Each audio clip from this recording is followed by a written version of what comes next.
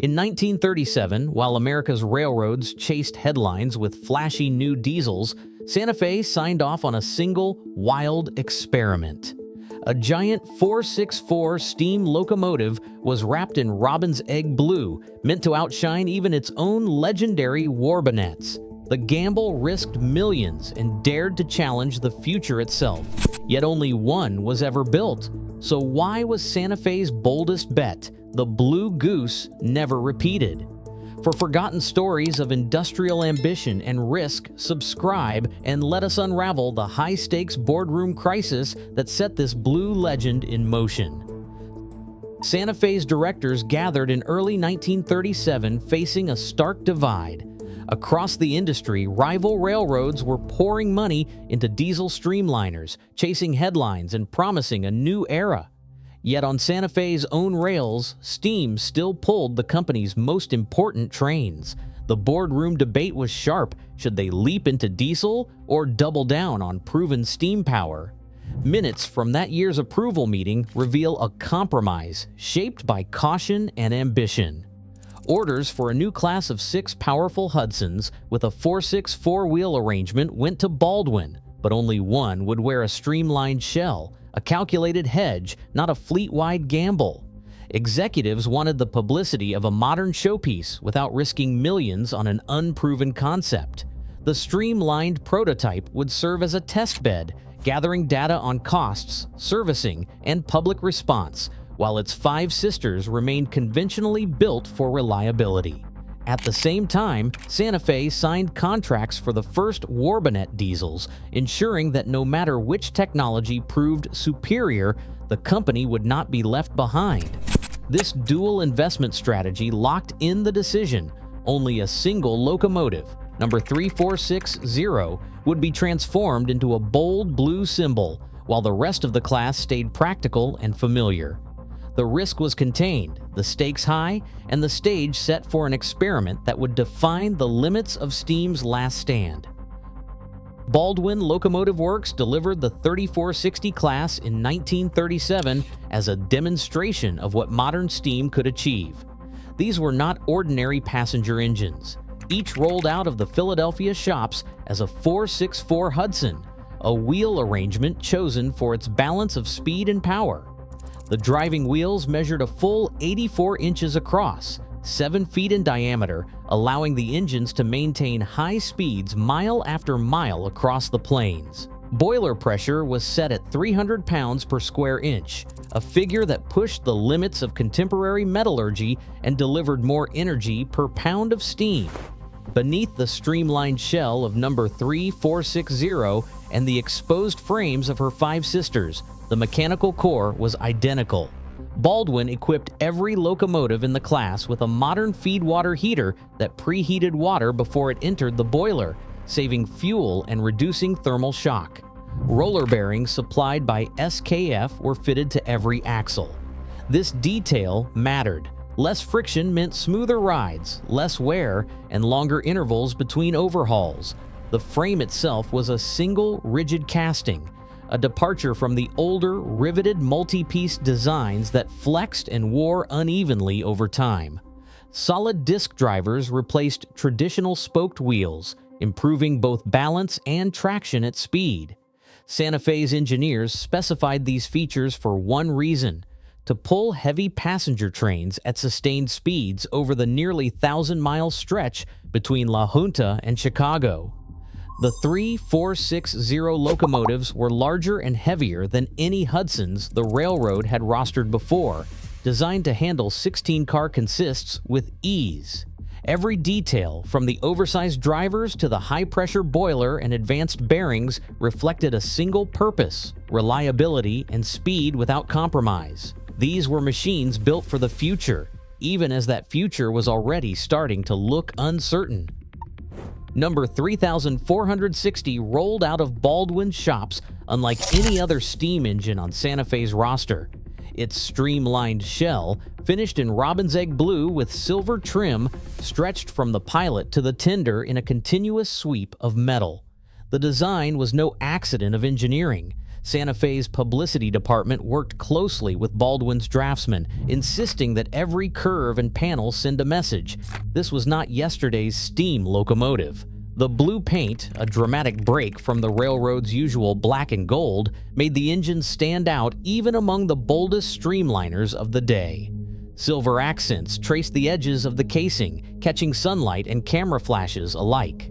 For passengers and bystanders, the effect was immediate, a sense of speed and optimism even at rest. Behind closed doors, internal memos reveal that the streamlined look was crafted as much for the press as for the rails. Santa Fe needed a visual answer to Union Pacific's yellow trains and Burlington's silver zephyrs. The Blue Goose, as it quickly became known, was meant to signal that Santa Fe's steam power could match the modernity of any diesel. Yet only one engine received this treatment. The cost of streamlining was steep, and the company's decision reflected both caution and spectacle. 5 sister locomotives entered service with traditional exteriors, leaving number 3,460 alone to carry the burden and the promise of a new image. In the end, the Blue Goose was less about changing how steam engines worked and more about changing how they were seen.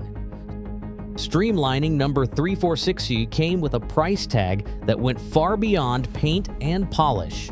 The blue casing alone added about $15,000 to the cost, an enormous premium in 1937, enough to buy a small house in many towns along the Santa Fe line. The expense did not stop at the Baldwin factory gates. Every shop crew who worked on the Blue Goose soon learned that the sleek shell, while dazzling in photographs, turned routine maintenance into a puzzle.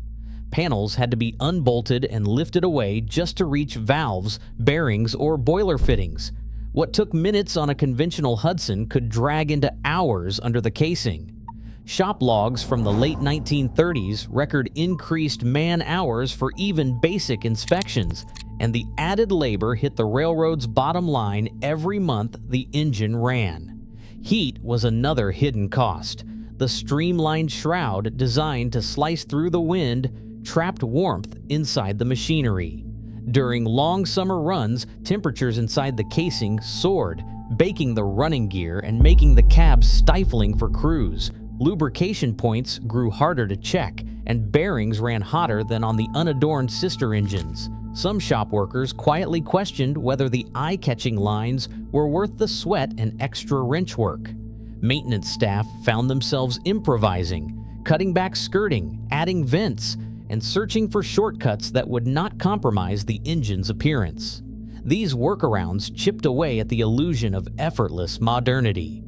The Blue Goose may have looked like the future, but behind the streamlined shell, every hour in the shop and every overheated bearing reminded Santa Fe why no second blue Steamliner ever appeared.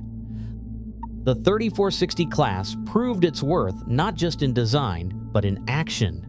In December 1937, sister engine number 3,461 set a world record, hauling a mail train 2,227 miles from Los Angeles to Chicago with only 5 stops for fuel and water. There were no mechanical failures and no unscheduled delays. Crew logs from these runs tell of speeds that hovered between 80 and 90 miles per hour across the plains, with engineers describing the ride as remarkably smooth, even at full throttle. Firemen remembered the challenge of keeping up with the engine's appetite for oil and water, but also the pride that came from handling one of the most advanced machines on the rails. For those in the cab, the Blue Goose's streamlined shell brought mixed feelings, the sense of piloting the future, offset by the suffocating heat trapped inside the casing on summer days. Yet despite the discomforts, these engines inspired confidence. Veteran engineers spoke of the 3460 class as steady, reliable, and powerful. Machines that delivered on their promise of speed and endurance, even as the world around them was changing. Santa Fe's publicity staff poured their energy into the Blue Goose, arranging staged photographs and glossy brochures that cast the locomotive as a symbol of progress.